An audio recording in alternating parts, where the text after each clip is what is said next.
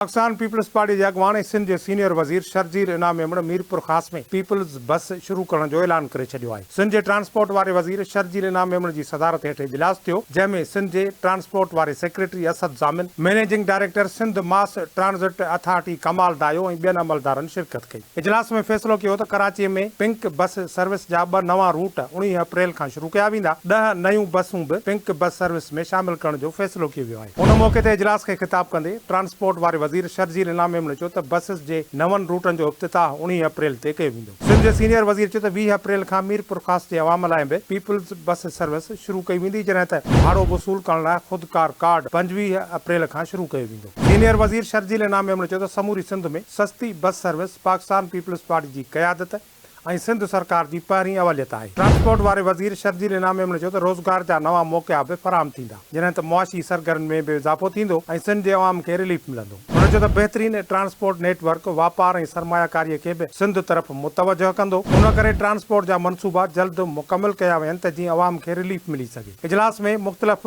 Transport मनसूबनि red line, BRT, green line, yellow line ते बि तफ़सीली ॻाल्हियूं कयूं वयूं।